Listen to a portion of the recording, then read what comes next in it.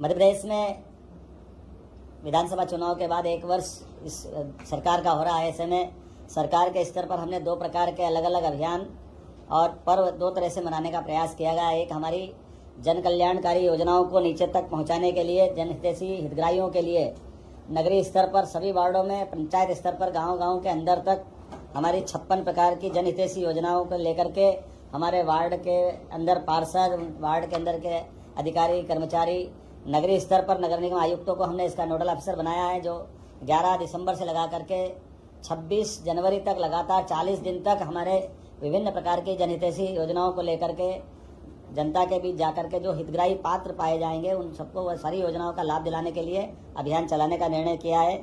इसी प्रकार से जन कल्याण पर्व के माध्यम से हमारी बड़ी बड़ी योजनाओं को लेकर के प्रदेश के स्तर पर हमने कुछ कार्यक्रम बनाए जो लगभग एक पखवाड़ा के रूप में लगेंगे, जिसको हमने नाम दिया जन कल्याण पर्व के माध्यम से, जिसमें लगभग 18,354 करोड़ के विभिन्न प्रकार के विकास कार्यों का भूमि पूजन और लोकार्पण अलग अलग अवधि में किया जाना प्रस्तावित किया गया है।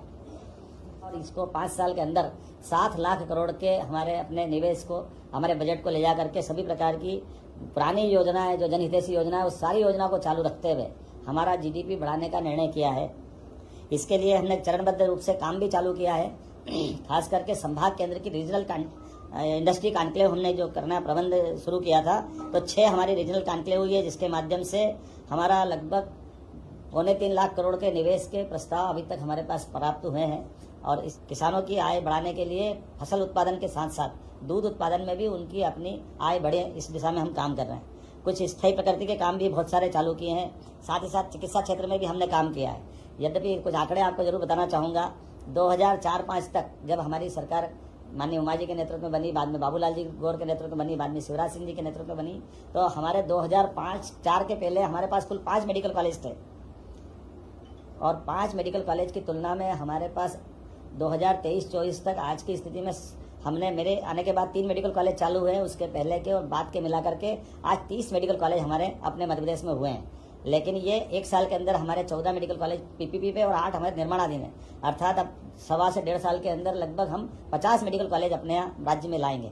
ये सबसे तेज गति से बढ़ने वाले हमारे मेडिकल चिकित्सा की दृष्टि से बड़ी उपलब्धि रहेगी।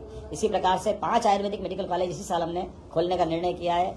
कुल मिलाकर के चिकित्सा की सभी विधाओं में लगातार प्रोत्साहन देने के कारण से 55 एक्सीलेंस कॉलेज भी हमने अपनी नई शिक्षा नीति के अंतर्गत राज्य सरकार द्वारा खोले गए, जहां पहली बार अपने कॉलेजों के अंदर सभी प्रकार की शिक्षा में प्रोत्साहन देते हुए महाविद्यालय के विद्यार्थियों को भी बस से आने जाने की सुविधा ये अपनी मध्य प्रदेश सरकार द्वारा प्रारंभ की गई है। खास करके लाडली लक्ष्मी योजना, लाडली बहना योजना, इस पे हमने आने के बाद 250 रुपये चलाए। यद्यपि हमारे विरोधी दलों ने कहा था कि केवल चुनाव तक की योजना है, बाद में बंद कर देंगे, वित्तीय व्यवस्था खराब हो जाएगी, लेकिन हमने उस पर भी धनराशि बढ़ा करके इस संकल्प की पुष्टि की है कि हमने जो कहा है वो हम करके दिखाएंगे। नारी सशक्तिकरण की दिशा में ये सारी योजनाएं उसी प्रकार से चालू रहेगी।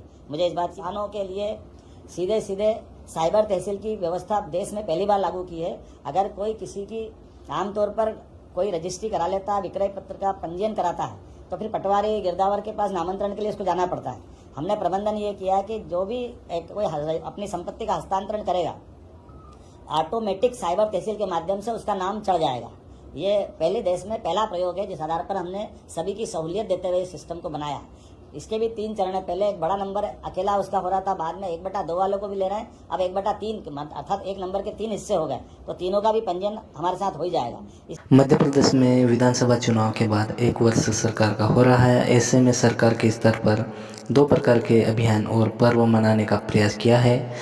एक, जन कल्याणकारी योजनाओं को नीचे तक पहुंचाने के लिए जनहितैषी हितग्राहियों के लिए नगरीय स्तर पर सभी वार्डों में, पंचायत स्तर पर गांव-गांव तक 56 प्रकार की जनहितैषी योजनाओं को लेकर वार्ड के अंदर पार्षद, पंचायत के अंदर सरपंच, अधिकारी, कर्मचारी पहुंचाने का काम करेंगे।